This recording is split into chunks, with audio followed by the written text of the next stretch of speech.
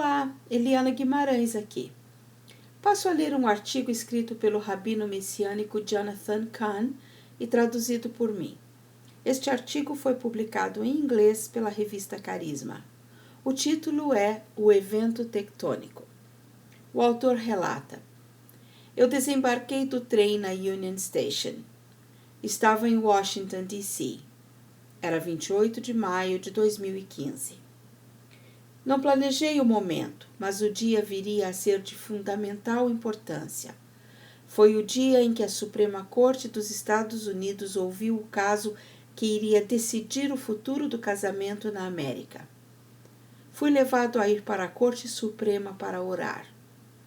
Quando cheguei lá, as manifestações em massa tinham terminado. Havia agora apenas grupos espalhados e indivíduos em pé na base das escadas. Um deles ali me reconheceu quando aproximei-me. Ele tinha lido The Harbinger e The Mystery of the Shemitah. Faço aqui um parênteses para esclarecer. Os títulos citados são livros de Cahn. O primeiro, intitulado O Presságio, em português, e o segundo ainda sem tradução até esta data. Continuando. O homem que reconheceu disse que quando me viu pessoalmente teve medo, interpretando a minha presença lá naquele dia como um sinal da vinda do julgamento. Mas se alguém ali era um sinal, era ele. Ele estava completamente vestido com panos de saco, a vestimenta bíblica ligada ao luto e julgamento. Ao lado dele estava uma mulher com um cartaz pleiteando que a América não anulasse a definição bíblica do casamento.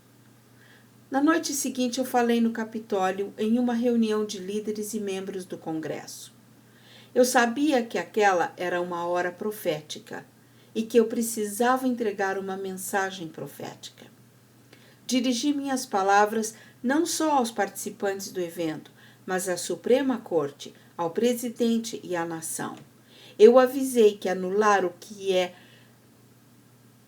ordenado pelo próprio Deus seria cruzar uma linha fatal e invocar o julgamento de Deus. O dia seguinte foi 30 de abril, o aniversário do primeiro dia da América como nação, através da posse do seu primeiro presidente. Naquela noite eu estava no Federal Hall, em Nova York, no primeiro edifício do Capitólio da Nação, o mesmo lugar onde Washington tinha sido empossado no cargo. Foi naquele local que o nosso primeiro presidente emitiu um aviso profético. Ele disse: os sorrisos propícios do céu nunca podem ser esperados sobre uma nação que ignora as eternas regras de ordem e direito que o próprio céu ordenou. Em outras palavras, se a América algum dia afastar-se da ordem e dos caminhos eternos de Deus, as bênçãos de Deus seriam retiradas da terra. Naquela noite, eu repeti o aviso que tinha sido dado naquele mesmo local 226 anos antes. Eu não acredito que o calendário destes eventos tenha sido acidental. Se alguma coisa poderia constituir a desconsideração da América das eternas regras de ordem e direito que o próprio céu ordenou, seria a impressionante anulação da definição bíblica do casamento, como dada na palavra de Deus. O dia que Washington avisou não é mais teórico. A partir de 26 de junho de 2015, com a Suprema Corte anulando a definição bíblica do casamento, essa hora chegou agora. Chegamos lá. Chegamos aonde nos disseram que nunca deveríamos ir e cruzamos a linha que nos alertaram que nunca cruzássemos. Desde o momento que compartilhei o mistério no livro O Presságio, pela primeira vez, tenho alertado que os mesmos sinais proféticos que apareceram no antigo Israel em seus últimos dias antes da destruição estão reaparecendo na América. Os sinais de alerta a uma nação que está a caminho do julgamento.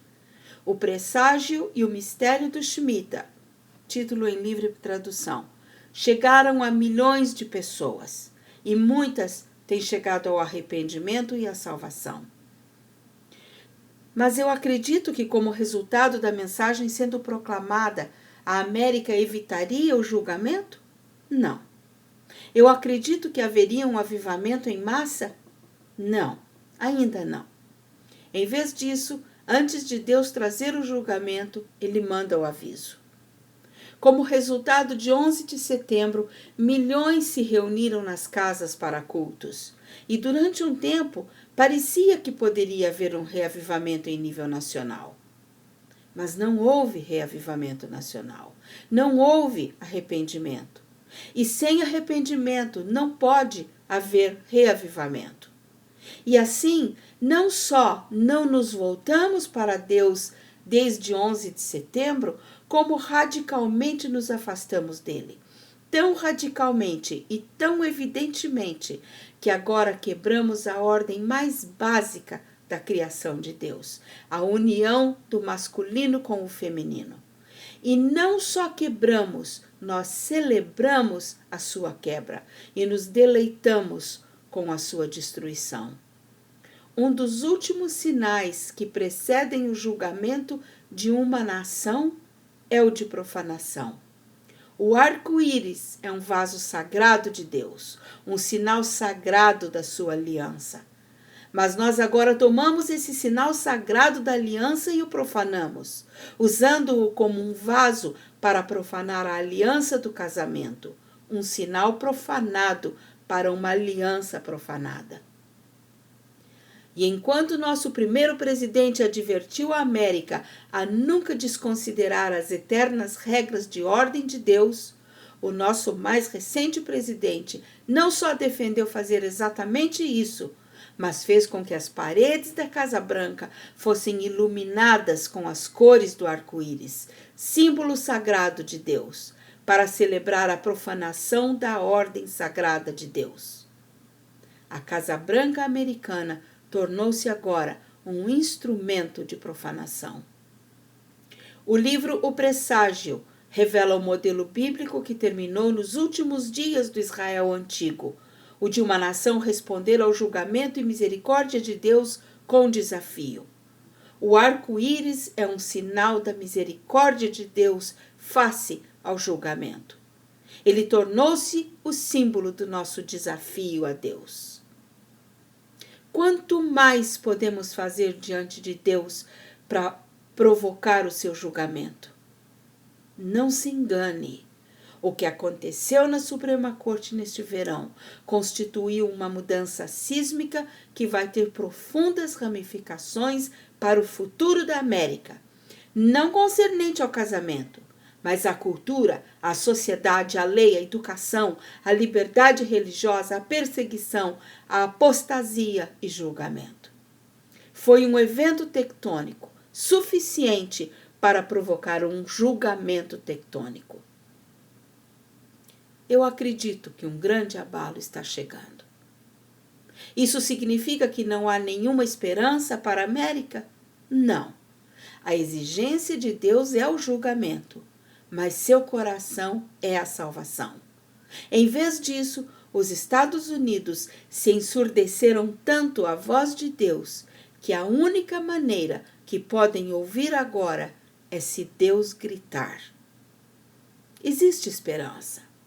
Eu acredito que um grande avivamento ainda pode vir. E ainda um dos maiores avivamentos na história do mundo.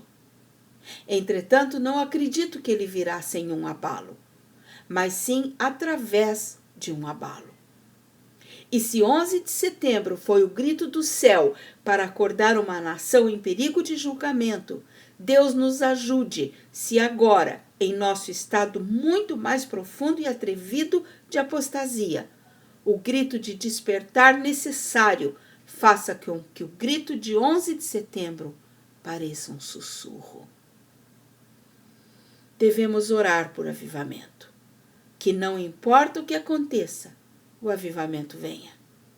E não devemos apenas orar por reavivamento, mas também temos que viver em avivamento. Quando a noite fica mais escura É então que as luzes de Deus brilham e irradiam seu maior brilho.